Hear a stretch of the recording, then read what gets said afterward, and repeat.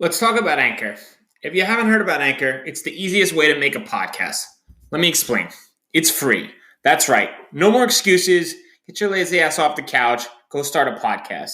There's the creation tool that allows you to record and edit your podcast right from your phone or computer. Once again, no more excuses. Anchor will distribute your podcast for you so it can be heard on Spotify, Apple Podcasts, and many more. Couldn't be easier. Even better, you can make money from your podcast with no minimum listenership. That's right, they're paying us for this ad. Thank you very much, Anchor. Download the free Anchor app or go to anchor.fm to get started now. This is The Dime, a 10-minute dive into the cannabis and hemp industry through trends, insights, predictions, and tangents. What's up, guys? This is the week of October 1st. This is The Dime. On today's topic, we're talking about the cannabis industry marketing. The United States, there are more than a few uncertainties, specifically at this time. When it comes to the cannabis industry, each U.S. state has its own laws and regulations, and the surrounding cannabis use makes it more challenging to understand what is able to accomplish and what is not from a regulation standpoint. That being said, there are some states like Colorado and California that have completely legalized all consumption of both medical and recreational cannabis products. Kellan, when regulations differ from state by state, how does marketing happen for consumer-based products? It's an interesting predicament, right? Like marketing a drug. A lot of people took like the alcohol route. As far as state to state, I haven't seen a ton of difference as far as marketing goes. I mean, you've been to a lot of these states, Bryan. Have you seen any difference in the marketing that goes on from state to state? Maybe not state by state, but product by product. I think it's pretty commonplace to see products associated with specific reliefs, such as tinctures for sleep or tinctures for exercise. You see this with various other sorts of tobacco-based products as well, and I wonder if this is one that will continue to evolve as the industry evolves itself. Kellan, in regards to the rules surrounding cannabis and hemp marketing from a scientific standpoint, how do you believe, or do you believe that the products in the space should be associated with specific reliefs? That's a really tough one, right? A lot of people, especially in the hemp industry, right? In the hemp industry, CBD is regulated by the federal government. So you can see the FDA sending out warning letters to all these companies that are making audacious claims, I guess is the best way to put it, in terms of the benefits associated with their products. In cannabis, I think it's tough because a lot of people have kind of hooked their wagon to the sativa hybrid indica kind of model in terms of sativa is uplifting. So a lot of people have decided to take every different interpretation of those uplifting, mellow, and kind of sleepy characteristics associated with the three different categories within the strains and just run with them, right? So I know a company I used to work at, definitely that was their model, right? They took the three sativa hybrid indica and ran with that model as far as marketing everything under the sun, as far as flower or vape pens or concentrates or dabs or any of those things. They just plugged it right into that model. I mean, you've seen a lot of that model. What are your thoughts on the kind of hooking your wagon to the sativa hybrid indica model, Bryan? Well, as someone who is a frequent consumer of sativa products, to not fall into the couch, I can tell you that it's not accurate for me. I consume only sativa products knowingly, and it doesn't always make me feel more uplifting. So I don't think that's the best way to associate them. I wonder if there's some combination of terpenes and other phytocannabinoids that can be involved that can make a more illicit feeling towards specific. It's a definitely interesting play, but I guess my question back to you, Kellan, is, for example, Bengay has pain relief in the cream, right? Based on the consistency of the products. Yeah. If you take the same components that are inside Bengay, right? And you just had some CBD in there, the product still is pain relief, correct? Correct. It's pain relief with CBD. But in that case, can you market the product as pain relief CBD? I don't see why not, right? I Like agree. it's a sticky situation. Like Ben Gay markets as pain relieving lotion, right? Right. I mean, what's the problem with saying it's pain relieving lotion containing CBD, right? And then you just say the contain part really quickly. Well, I mean, if it's written, I think that's the difference, right? If it's on a label and it says pain relieving CBD cream, is that the same thing as saying CBD pain relieving cream with CBD? Is it the same? Legally, I think that it's different. And I think that you could get away with saying, I believe that you could get away with saying pain relieving cream with CBD versus CBD pain relieving cream. I think that those are drastically different products, right? Because in my mind as a consumer, I look at CBD pain relief lotion as the pain relief is coming from the CBD Why? versus Why?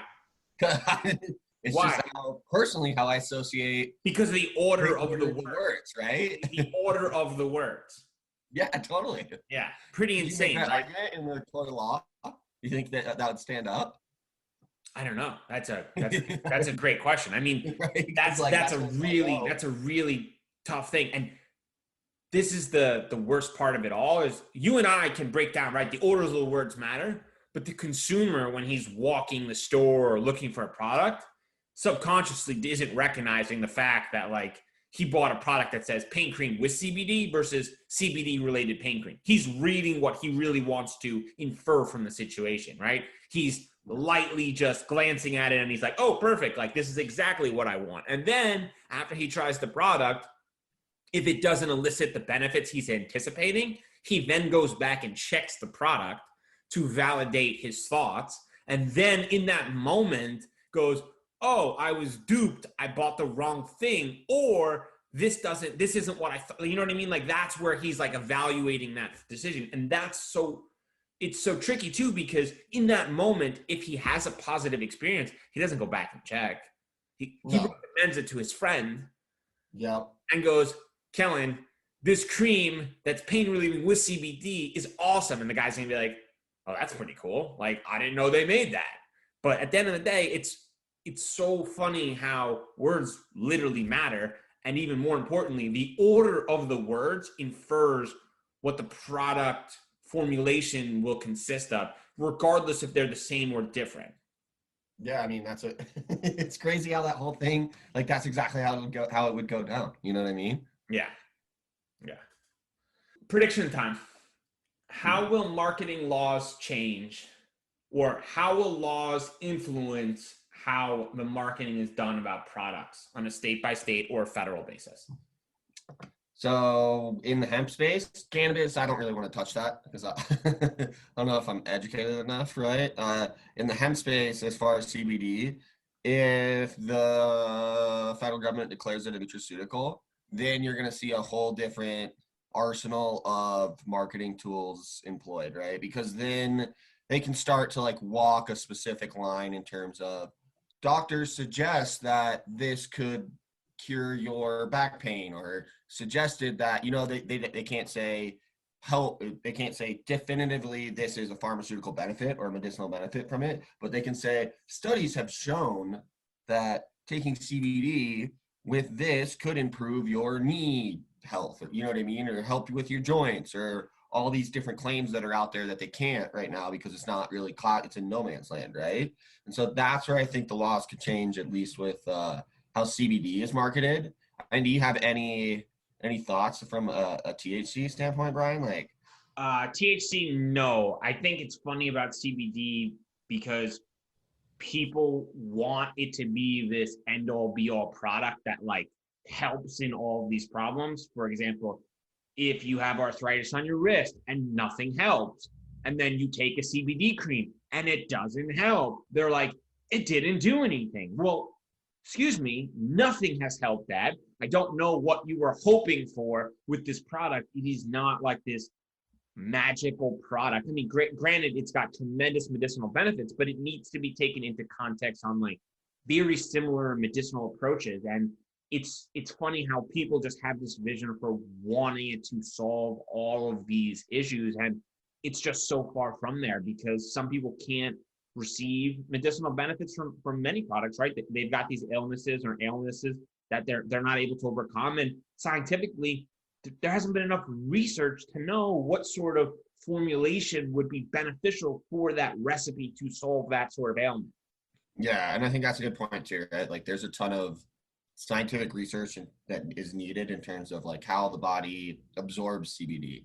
Because it could be like CBD does do all of these things, but if you just pour it down your throat and don't absorb it and it just passes right through you, it turns out it doesn't do anything. Right. Your body just removes it because it's like, this doesn't work. And it's like, CBD is false. It's like, no, you just literally can't absorb it if it's just CBD raw molecules. And this is like the toughest part because people, in my opinion, make a snapshot decision on a first go. Yeah, impulse. Literally, like I tried it one time, a product that I bought at a gas station. It didn't work, and I'm done with CBD literally forever. And like like the best part of that statement is like, I bought CBD at a gas station. It's like you had like, where are you setting the bar? As low as you're possible. going to get. I spent changing life at a gas station. Like, I spent $2 on a product that was impulse bought, and I didn't read the label, but it said CBD, or it said something that made me think it had CBD in it. And then I took it to solve a problem that I've been spending hundreds and hundreds of dollars on. It didn't accomplish it, and I'm done for CBD forever because it doesn't work. Exactly. That is a very common household question in the fields residents. That is commonly occurred. Hey, I tried this product, it didn't work. Hey, my friend tried this product, it didn't work. Like, why didn't it work? Well, I mean, let's start with the first question. Where did you buy it? Oh, I bought it at the food store at Whole Foods. That's great. Congratulations. You put it into your drink and you didn't feel more relaxed. Amazing. So, I think this is going to be one of those topics where we could probably discuss this on a monthly basis, strictly the misnomers of like the namings and the marketing and the research and all these sort of collaborations and how much they're going to influence consumer decision making. It's going to be one of those that evolves aggressively over time, and sadly I still think we're going to have to go backwards before we go forwards. Yeah, I agree. We will definitely have to go backwards. There's going to be a lot of backtracking. Oh yeah. So we'll definitely bring this topic up again. Thanks everyone for listening.